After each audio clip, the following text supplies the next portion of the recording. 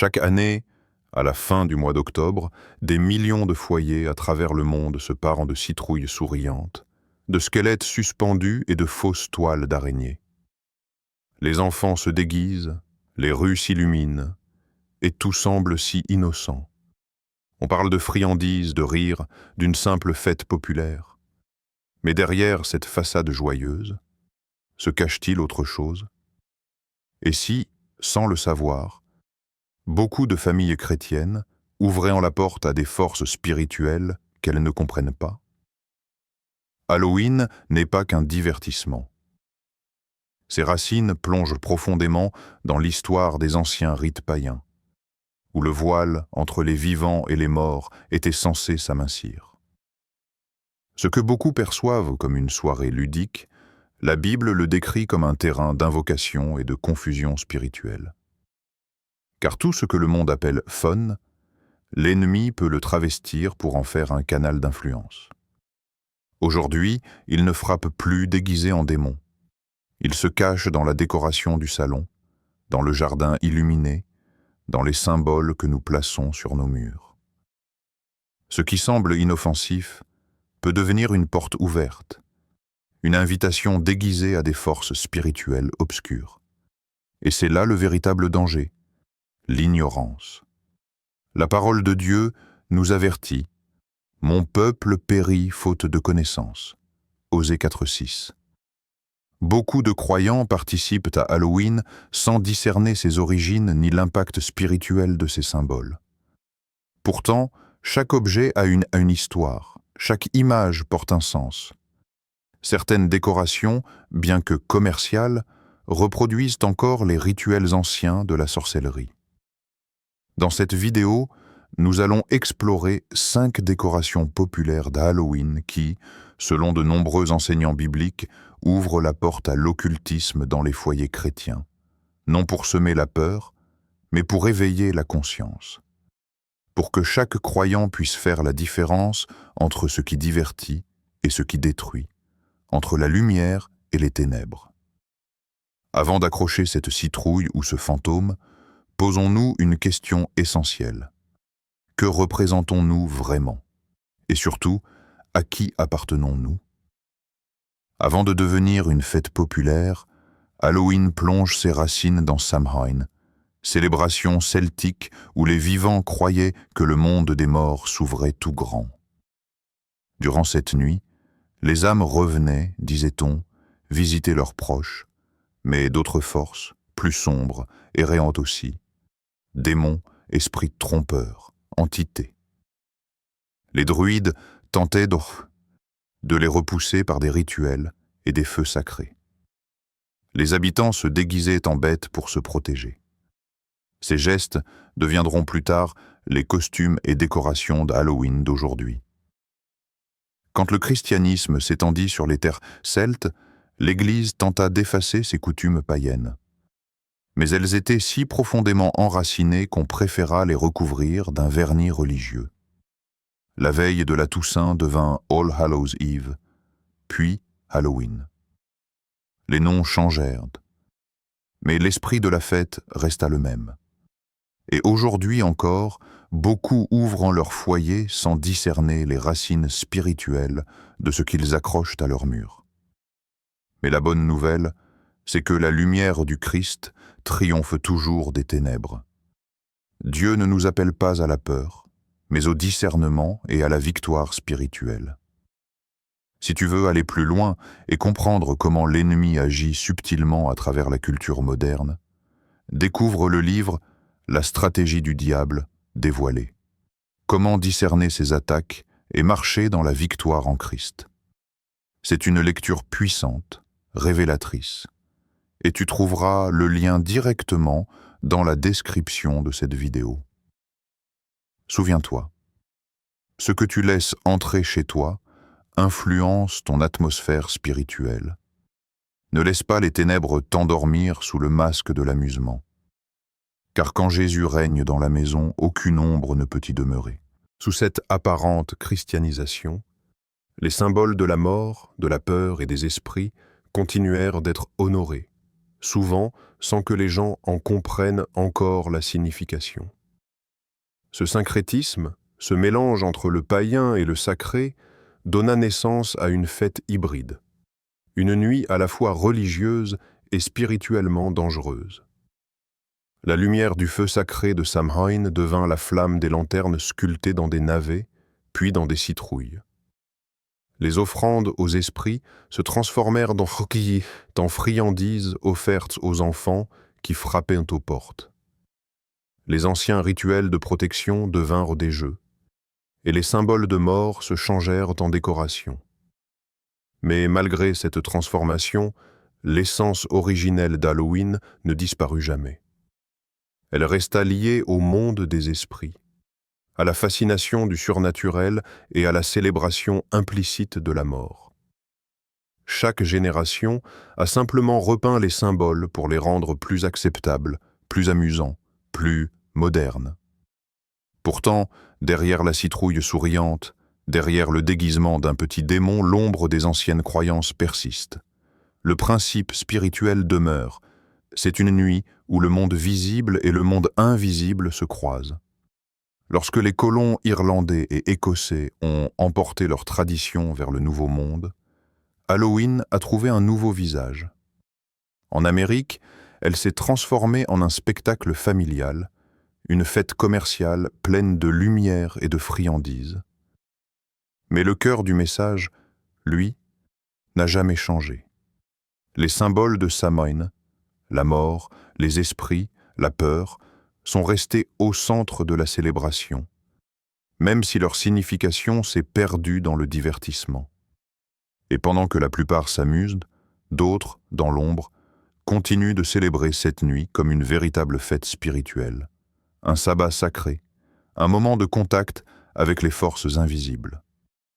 Aujourd'hui encore, pour beaucoup de groupes occultes, Halloween reste l'une des dates les plus puissantes de l'année, marquée par des rituels et des invocations. Ce qui est, pour certains, un jeu d'enfant, demeure pour d'autres une porte ouverte vers le monde spirituel. C'est cette dualité, ce mélange entre innocence apparente et origine occulte, qui rend Halloween si trompeur pour le croyant. Ce n'est pas simplement une fête de costumes, mais l'héritière directe d'un ancien rite de connexion avec les morts. Et c'est pourquoi comprendre ses origines est essentiel. Car si l'on ne discerne pas d'où vient une tradition, on ne perçoit pas non plus ce qu'elle transporte.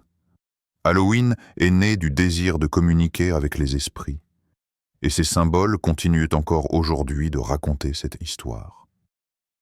Dans la prochaine section, nous verrons comment ces anciens symboles ont évolué pour devenir les décorations modernes, qui, sous leurs apparences amusantes, perpétuent encore l'esprit de Samhain.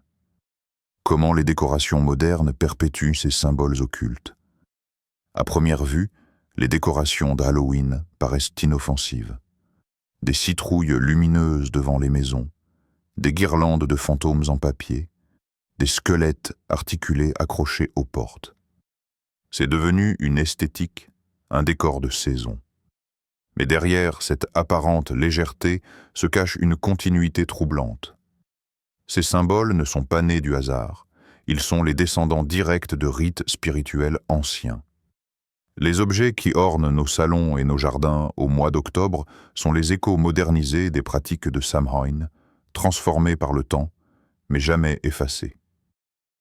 Prenons la citrouille, par exemple. Aujourd'hui, elle est devenue l'emblème d'Halloween, avec son sourire taillé et sa bougie intérieure. Pourtant, ce symbole vient d'un ancien rituel celtique. Les druides creusaient des navets ou des betteraves dans lesquelles ils plaçaient une flamme pour guider les âmes errantes ou pour éloigner les mauvais esprits. Le feu sacré, représentant l'esprit des morts, est devenu la lumière dans la jack-o'-lanterne. En allumant cette lanterne, même sans le savoir, on répète un geste spirituel de l'époque païenne, celui d'honorer ou de repousser les esprits. Ce qui, jadis, était un acte religieux est désormais une décoration de porche. Mais spirituellement, le symbole reste le même. Les fantômes, eux, sont la représentation la plus directe du lien avec les morts. Suspendus aux arbres ou collés aux fenêtres, ils rappellent légèrement ce que les anciens croyaient, que les âmes revenaient visiter le monde des vivants. En décorant nos maisons avec des esprits flottants, nous jouons avec une idée spirituelle qui, selon la Bible, relève du domaine interdit. Car l'Écriture dit clairement qu'on ne trouve chez toi personne qui interroge les morts. Deutéronome 18, 10 à 12. Ce verset n'a pas perdu sa force avec le temps, même si le contexte est devenu festif. Les symboles n'ont pas changé de sens parce qu'on les a simplifiés. Ils conservent toujours leur nature spirituelle d'origine. Les squelettes, les crânes, les cimetières en plastique que l'on plante sur les pelouses prolongent eux aussi ce dialogue avec la mort. Ils glorifient ce que la foi chrétienne cherche à dépasser: la peur de la mort, la fascination du macabre. Dans les anciens rituels, les os représentaient le passage entre le monde charnel et le monde spirituel.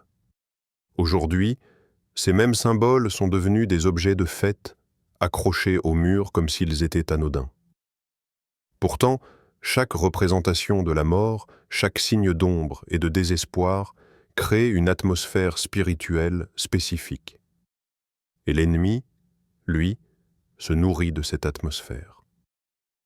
Ce glissement progressif, du sacré vers le divertissement, du rituel vers le décor, est précisément ce qui rend Halloween si trompeur.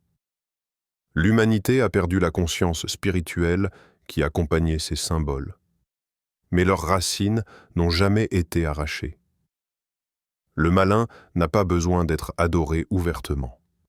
Il se satisfait d'être toléré, accepté, intégré dans nos habitudes. Ce qui, autrefois, était un acte d'adoration païenne, est devenu une décoration amusante dans le salon d'une famille chrétienne. Certains symboles modernes vont même plus loin. Les pentagrammes, les chapeaux de sorcières, les balais, les chaudrons ou les poupées de démons miniatures sont des références explicites à la sorcellerie. Ils rappellent les outils utilisés dans les rituels occultes, où l'on invoquait des forces spirituelles pour obtenir puissance, protection ou malédiction. Aujourd'hui, ces mêmes objets sont vendus dans les magasins de décoration saisonnière sans que la majorité des gens en saisissent la signification spirituelle. Le monde a simplement changé le langage, pas le message. Ce qui est particulièrement dangereux, c'est que ces symboles attirent souvent la curiosité des enfants. Ils banalisent la peur, travestissent le mal en jeu et ouvrent la porte à une familiarité avec les ténèbres. Ce qui commence comme un simple déguisement ou une lanterne mignonne peut devenir, inconsciemment, une forme d'exposition spirituelle. Chaque symbole a un poids, chaque image évoque une présence, et chaque présence cherche une porte d'entrée. Ainsi, les décorations modernes d'Halloween ne sont pas simplement le fruit de la créativité humaine, elles sont les héritières directes de rites spirituels anciens, repeints aux couleurs du divertissement. L'intention a changé, mais la nature spirituelle de ces symboles n'a pas disparu. Et c'est précisément là que se trouve le danger. Car le diable n'a pas besoin qu'on l'adore ouvertement. Il lui suffit qu'on l'invite sans s'en rendre compte. Dans la prochaine section, nous analyserons 5 de ces décorations en détail. 5 objets qui, selon les symboles qu'ils portent, peuvent réellement ouvrir une porte spirituelle dans nos foyers, même sous la forme la plus décorative et la plus innocente. 1. Les citrouilles sculptées, jack-o'-lanterne. Parmi toutes les décorations d'Halloween, aucune n'est plus emblématique que la citrouille sculptée. Elle trône sur les perrons, éclaire les fenêtres et semble incarner à elle seule l'esprit de cette fête. Son sourire creusé, tantôt effrayant, tantôt comique, est devenu un symbole universel de l'automne. Pourtant, peu savent que derrière cette image familière se cache une légende profondément spirituelle et inquiétante, née bien avant que les citrouilles ne deviennent un élément décoratif. À l'origine, cette coutume provient d'une ancienne tradition irlandaise liée à la légende de Jack le Lanternier, un homme rusé et avare qui, selon le mythe, aurait trompé le diable à plusieurs reprises. Mais lorsqu'il mourut, ni le ciel ni l'enfer ne voulurent de lui. Condamné à errer éternellement dans l'obscurité, Jack reçut du diable une braise ardente placée dans un navet creusé pour éclairer son chemin. Depuis, dit-on, son âme maudite erre avec sa lanterne, cherchant un lieu de repos qu'il ne trouvera jamais. Ce symbole, celui d'une flamme représentant l'esprit d'un damné, devint la Jack aux lanternes. Lorsque les immigrants irlandais apportèrent cette tradition en Amérique, ils remplacèrent le navet par la citrouille, plus abondante et facile à sculpter. Mais le sens spirituel du geste, lui, demeura. Creuser un visage dans un légume, y placer une lumière, c'était imiter la légende. Donner un corps visible à une âme perdue. La flamme à l'intérieur symbolisait l'esprit prisonnier, condamné à brûler sans jamais s'éteindre. Ce qui était autrefois un avertissement sur le destin des âmes sans Dieu devint, avec le temps, un simple jeu d'enfant, puis un emblème décoratif. Mais spirituellement, la symbolique reste chargée. Dans de nombreuses traditions occultes, la lanterne ou la flamme dans un récipient creux représente un portail pour l'énergie spirituelle, une lumière servant à guider les entités errantes. En décorant nos maisons avec ces lanternes, même sans intention consciente, nous répétons un ancien rite dont le but était d'inviter les esprits ou de les tromper. Ce n'est pas un hasard si la jack-o'-lanterne est souvent placée à l'entrée des maisons. Autrefois, elle servait précisément à marquer la limite entre le monde des vivants et celui des morts. Pour le croyant, cette symbolique devrait être troublante. Jésus a dit « Je suis la lumière du monde ». Jean 8, verset 12. La lumière du Christ éclaire et libère, tandis que la flamme de la jack-o'-lanterne symbolise une lumière prisonnière, issue de la damnation et de l'errance. C'est une imitation, une contrefaçon spirituelle de la véritable lumière. Ce n'est pas la clarté de Dieu, mais le feu d'un esprit égaré. Aujourd'hui, des millions de foyers chrétiens sculptent des visages dans des citrouilles, sans même se douter de ce qu'ils reproduisent. Pourtant, le geste demeure symboliquement identique. On ouvre un espace, on allume une flamme, on donne un visage à ce qui n'en a pas. Même si l'intention n'est pas maléfique, le symbole garde son pouvoir. Le royaume spirituel ne dépend pas de notre conscience, mais de notre obéissance. C'est pourquoi la Bible insiste tant sur le discernement. N'ayez aucune part aux œuvres infructueuses des ténèbres, mais plutôt condamnez-les. Éphésiens 5:11. La citrouille sculptée n'est donc pas un simple ornement d'automne. C'est un héritage d'une pratique païenne, une réplique d'un rituel ancien qui liait la mort, le feu et l'esprit. Derrière son apparence ludique, elle perpétue l'histoire d'une âme perdue et d'une lumière trompeuse. Et chaque fois qu'elle est allumée à la tombée de la nuit, c'est comme si, symboliquement, cette flamme maudite brillait encore, rappelant que certaines traditions, même déguisées en décoration, portent toujours la trace du monde spirituel d'où elles proviennent. 2. Les balais et chapeaux de sorcières. Parmi toutes les images associées à Halloween, celle de la sorcière est sans doute la plus reconnaissable. On la voit partout, silhouette courbée, nez crochu, rire strident, chapeau pointu et balai entre les jambes. Elle semble inoffensive, presque caricaturale. Pourtant, derrière cette figure devenue comique, se cache l'un des symboles les plus profondément liés au monde occulte et à la sorcellerie réelle. Ce n'est pas un hasard si ces objets, le balai et le chapeau, se retrouvent systématiquement. systématiquement au cœur des décorations d'Halloween. Ils viennent directement du culte ancien des sorcières et de leurs rituels nocturnes. Historiquement, le balai n'a jamais été un simple outil de ménage dans l'imaginaire païen. Dans les traditions médiévales européennes, il était perçu comme un instrument rituel, utilisé lors des sabbats des sorcières, ces assemblées nocturnes où l'on invoquait les esprits et célébrait les forces de la nature ou du démon. Le geste de voler sur un balai symbolisait en réalité la projection spirituelle.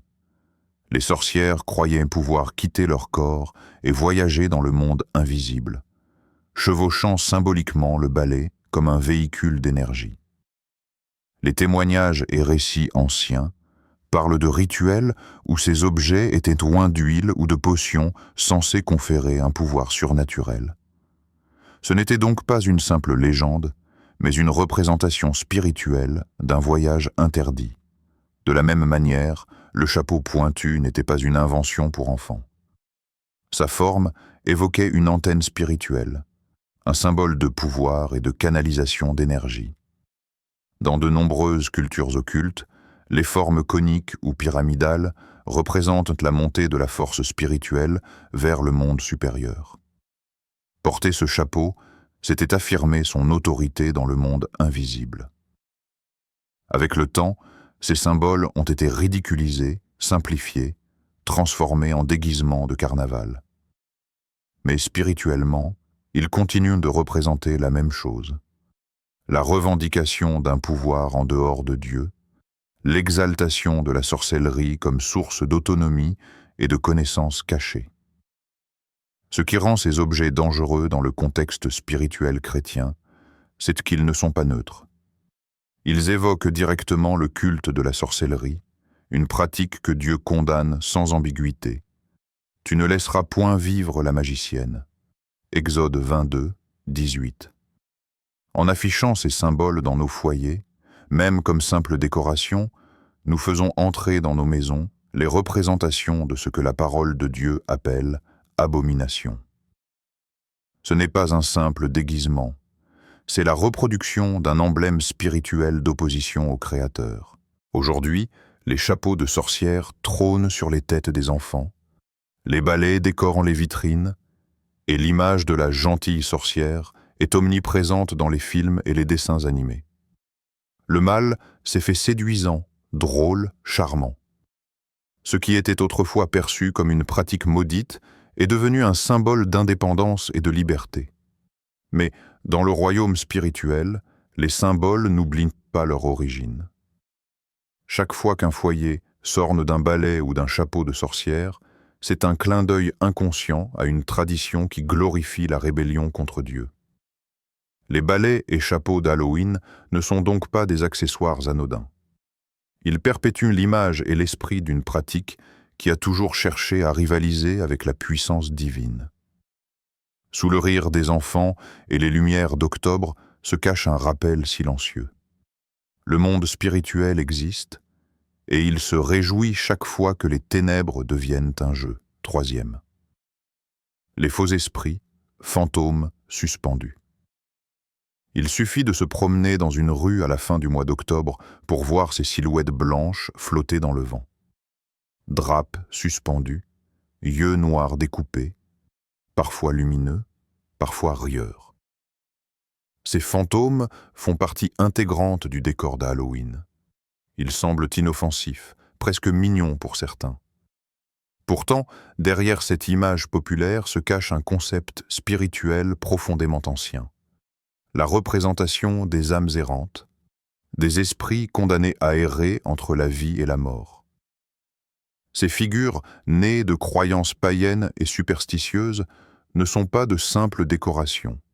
Elles matérialisent une vision du monde où les morts continuent de hanter les vivants. Depuis les temps les plus reculés, les peuples païens ont cru que les âmes des défunts revenaient visiter les vivants à certaines périodes de l'année. Pendant Samhain, la fête qui a donné naissance à Halloween, les anciens Celtes croyaient que les esprits rôdaient dans les villages à la recherche d'un abri, d'une offrande ou d'un corps à habiter. Pour les apaiser, On déposait de la nourriture sur les pas de porte et on allumait des torches. Pour les tromper, on se déguisait. Ces gestes avaient tous un sens spirituel. Il s'agissait d'interagir avec le monde invisible. Lorsque nous suspendons des fantômes aujourd'hui, nous imitons involontairement cette ancienne coutume qui visait à honorer ou repousser les esprits des morts.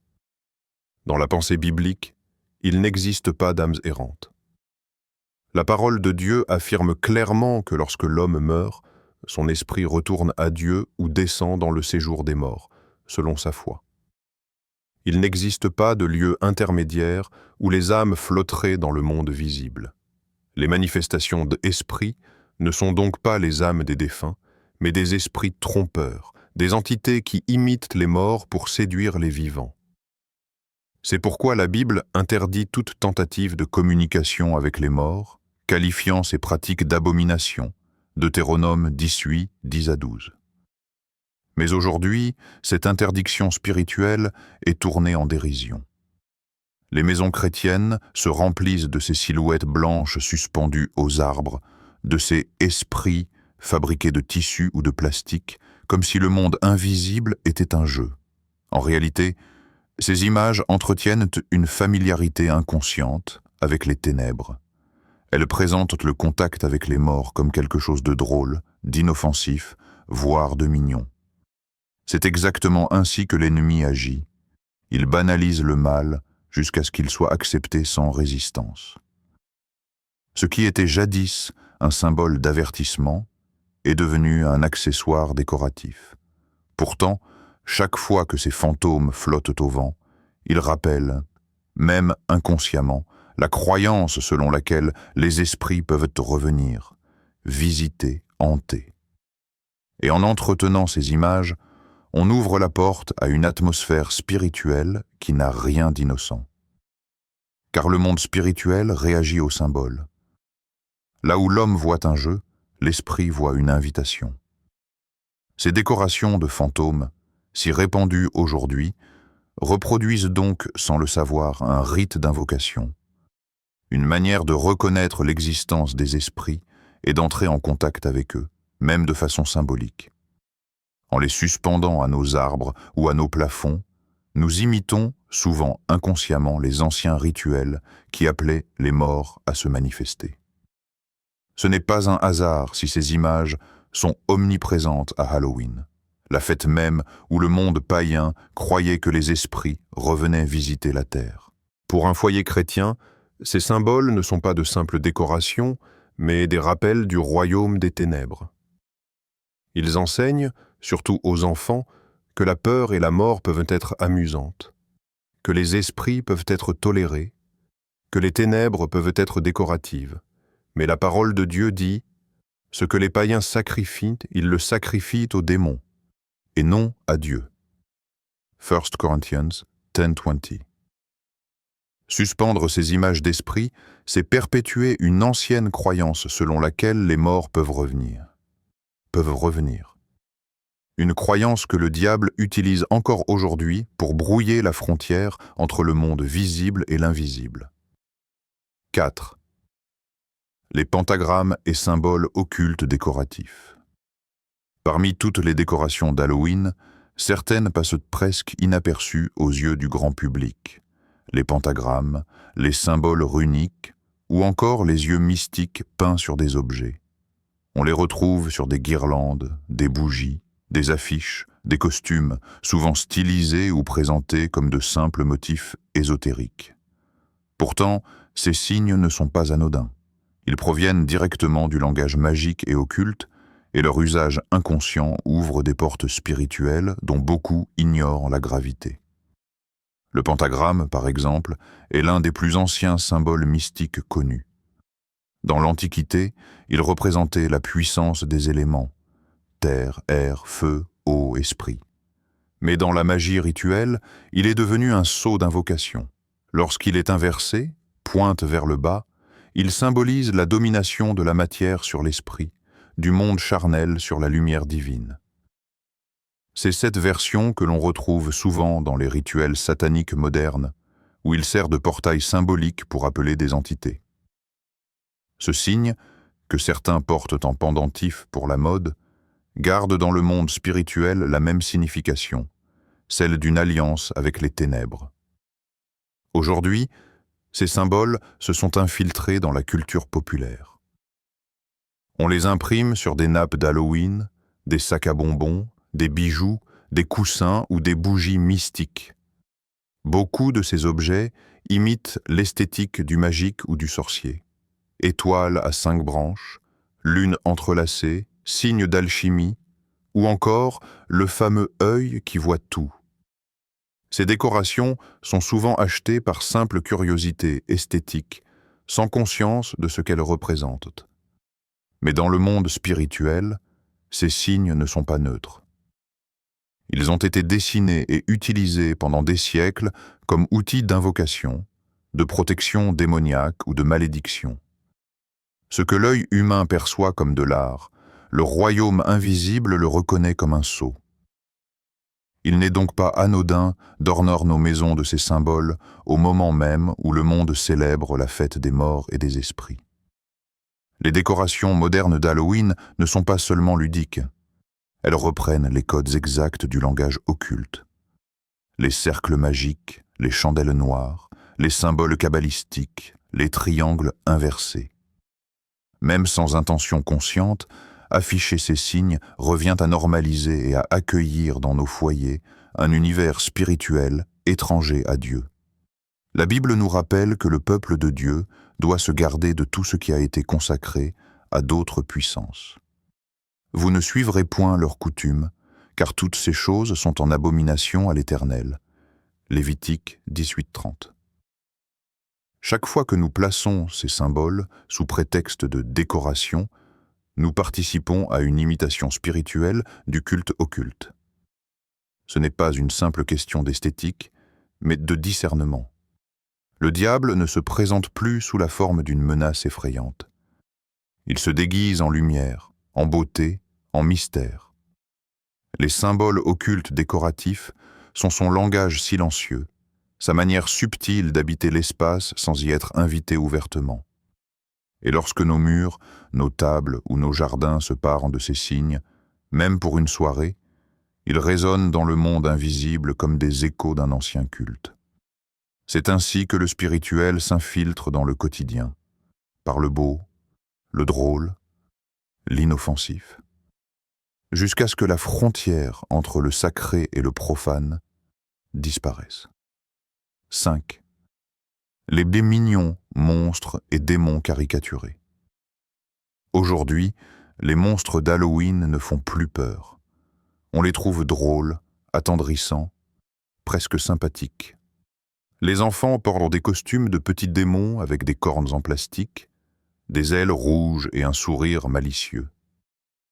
Les dessins animés transforment les vampires, les zombies et même le diable en personnages amusants. Les films familiaux présentent les esprits et les créatures infernales comme des héros incompris.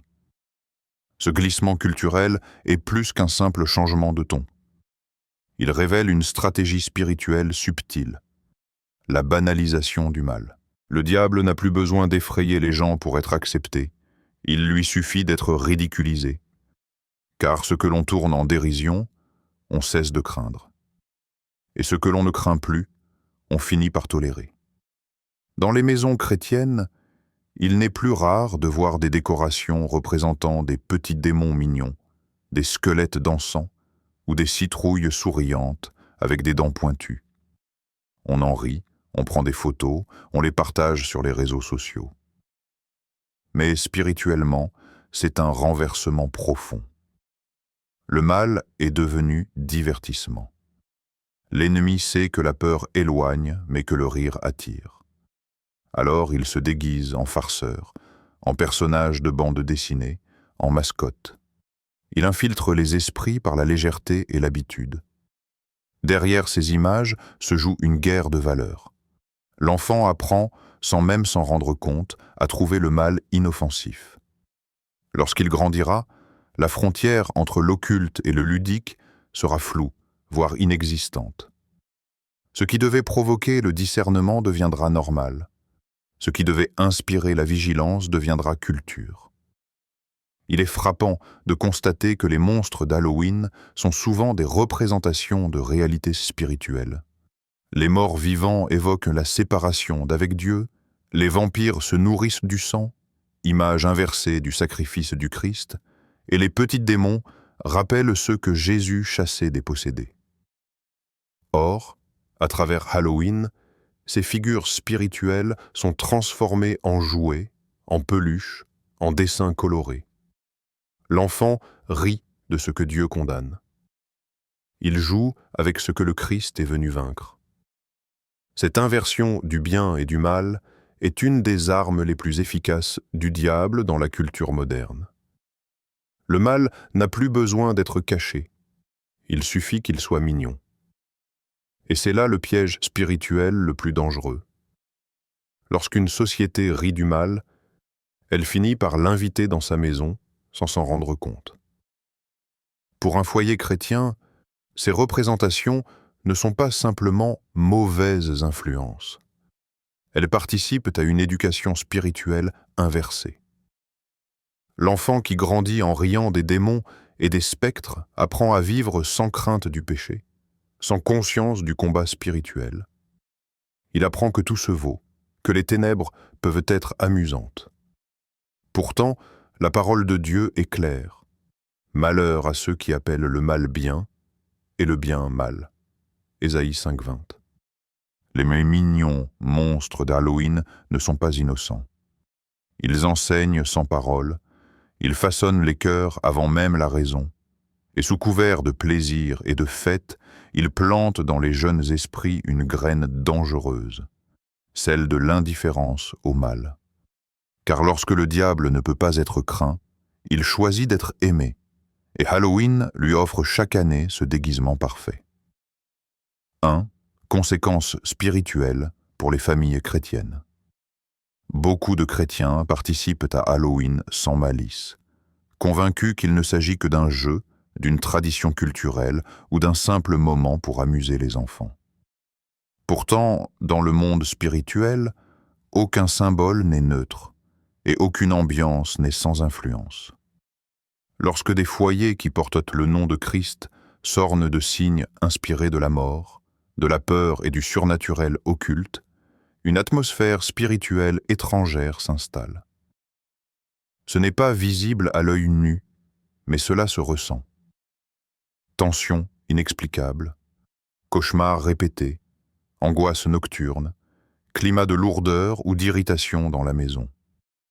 Ce sont souvent les enfants, plus sensibles spirituellement, qui en subissent les premiers les effets. La Bible enseigne que ce que nous laissons entrer dans nos maisons affecte notre atmosphère spirituelle. Dans Deutéronome 7,26, Dieu avertit Israël. Tu n'introduiras point dans ta maison une chose abominable, de peur que tu ne sois voué par interdit comme elle. Ce passage, bien que donné à un peuple ancien, révèle un principe universel. Ce que nous exposons chez nous devient un point d'accord spirituel.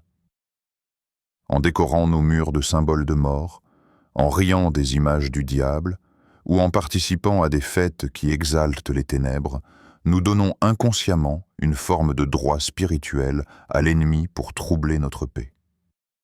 Certains parents témoignent qu'après avoir décoré leur maison pour Halloween, leurs enfants ont commencé à faire des cauchemars, à ressentir des présences ou à développer une fascination pour le morbide. D'autres parlent d'un climat d'irritation ou d'oppression qui s'installe sans raison apparente. Bien sûr, ces choses ne se mesurent pas avec des instruments, mais elles se discernent spirituellement. Lorsqu'on s'ouvre à des symboles qui glorifient la mort, il ne faut pas s'étonner si la paix se retire. Le plus grave n'est pas toujours visible immédiatement. L'impact spirituel d'Halloween se manifeste surtout dans l'éducation spirituelle des enfants. Ils apprennent que la peur peut être amusante, que les démons peuvent être sympathiques, que la mort peut être célébrée. Leur imagination est formée dans un environnement où le mal est travesti en jeu. Et une fois que cette banalisation est installée, le discernement spirituel s'affaiblit. L'ennemi n'a plus besoin d'effrayer. Il lui suffit d'amuser. Spirituellement, ouvrir la porte à ces influences revient à désacraliser la maison. Le foyer, censé être un sanctuaire où réside la présence de Dieu, devient un espace partagé avec des symboles qui s'y opposent. On ne peut servir deux royaumes. Jésus a dit « Celui qui n'est pas avec moi est contre moi ». Matthieu 12:30. Et l'apôtre Paul rappelle « Quel accord y a-t-il entre Christ et Bélial » 2 Corinthiens 6:15. Ces versets ne sont pas des métaphores. Ils nous rappellent qu'il existe deux royaumes, deux influences, et que toute compromission spirituelle finit par affaiblir la foi. Beaucoup sous-estiment l'impact invisible des objets, des musiques et des symboles. Pourtant, dans toute la Bible, Dieu demande à son peuple de se séparer de ce qui est impur. Quand Jacob décida de retourner à Béthel, il ordonna à sa famille « Ôtez les dieux étrangers qui sont au milieu de vous, purifiez-vous et changez de vêtements. » Genèse 35:2. Ce geste symbolique montre une vérité spirituelle essentielle. Avant d'inviter Dieu à bénir une maison, il faut d'abord en retirer ce qui l'offense. Halloween, avec ses images séduisantes et son ambiance festive, introduit souvent dans les foyers des éléments spirituels qui neutralisent la paix, détournent l'attention du Christ et ouvrent la porte à la confusion. Ce n'est pas une malédiction automatique, mais une connivence subtile avec un monde spirituel incompatible avec la lumière. Les familles chrétiennes doivent donc exercer le discernement et replacer la parole de Dieu au centre de leur choix. La vraie fête n'est pas celle qui célèbre la mort, mais celle qui célèbre la vie. Jésus a vaincu les ténèbres. Il n'a pas besoin d'être représenté à côté d'un squelette ou d'une citrouille ricanante. Un foyer rempli de la présence de Dieu n'a pas besoin d'ombre pour s'amuser. Halloween n'est pas une simple tradition. C'est un miroir de ce que le monde valorise. Et quand le monde célèbre la peur, le chrétien doit se souvenir que la crainte du Seigneur est le commencement de la sagesse. Proverbe 9:10. Refuser de participer à ce que Dieu appelle ténèbres n'est pas du légalisme, c'est de la protection spirituelle. Car chaque choix que fait une famille détermine quelle atmosphère règne dans sa maison. Celle de la peur ou celle de la paix. 2. Comment se protéger et purifier son foyer. Après avoir pris conscience des influences spirituelles que Halloween et ses symboles peuvent introduire, il ne s'agit pas de céder à la peur, mais d'agir avec discernement et autorité spirituelle. Le peuple de Dieu n'est pas appelé à vivre dans la crainte des ténèbres, mais à marcher dans la lumière. La solution n'est pas simplement d'éviter le mal, mais de remplir nos maisons de la présence de Dieu, afin qu'aucune ombre ne puisse y demeurer. La première étape consiste à renoncer consciemment à tout lien spirituel avec les pratiques, objets ou symboles liés à Halloween. Cela peut paraître anodin, mais une simple prière sincère faite avec foi a une puissance réelle. Prenez un moment en famille pour prier et déclarer que votre maison appartient à Jésus-Christ seul. Dites avec conviction, « Seigneur, nous consacrons cette maison à toi. Nous renonçons à toute influence de peur, de mort ou d'occultisme, et nous déclarons que ton esprit règne ici. » Ce type de prière ferme les portes spirituelles ouvertes inconsciemment et restaure l'atmosphère du foyer. Ensuite, il est essentiel de purifier physiquement l'espace. Retirer les décorations, les objets ou les images liées à la peur, à la sorcellerie ou à la mort. Ce geste est symbolique, mais il manifeste extérieurement une décision intérieure. Dans les Écritures, les serviteurs de Dieu ont souvent détruit les objets consacrés aux idoles avant de voir la bénédiction revenir. Voir 2 Rois 23-24. Ce n'est pas un acte de superstition, mais une démonstration d'obéissance. Quand une maison est purifiée, Elle devient un lieu de paix, un espace où la présence de Dieu peut demeurer pleinement. Le deuxième pilier de la protection spirituelle est le discernement. Enseignez à vos enfants la différence entre ce qui amuse et ce qui souille. Parlez-leur du monde spirituel, non pour les effrayer, mais pour leur donner la sagesse. Montrez-leur que la vraie joie n'a rien à voir avec la peur ou la mort, mais qu'elle vient de la lumière, de l'amour et de la vérité. Le discernement est un bouclier. Il empêche le cœur de s'attacher à ce qui semble inoffensif, mais qui empoisonne l'âme doucement. Enfin, remplacez ce que vous rejetez par ce qui honore Dieu. Beaucoup de familles chrétiennes choisissent de célébrer, à la place d'Halloween, une fête de la lumière, une soirée de louanges, de partage et de témoignages. Allumez des bougies en signe de victoire de la lumière sur les ténèbres, chantez avec vos enfants, lisez ensemble des passages comme Jean 1,5.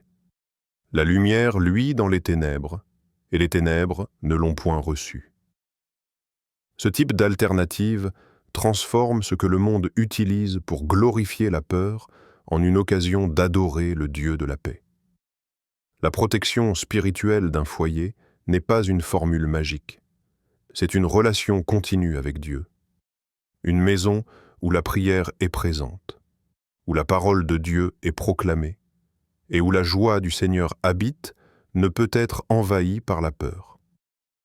Lorsque Christ est honoré, les ténèbres reculent. Halloween ne doit pas être combattu par la peur, mais par la lumière. Et cette lumière, c'est Christ lui-même. En le plaçant au centre de votre foyer, vous ne faites pas que repousser les influences négatives. Vous bâtissez une atmosphère où sa paix, sa présence et sa puissance demeurent. Les citrouilles sculptées, les balais de sorcières, les faux esprits, les symboles occultes et les mignons démons ne sont pas de simples décorations. Ils rappellent un monde spirituel bien réel qui cherche à s'inviter dans nos foyers.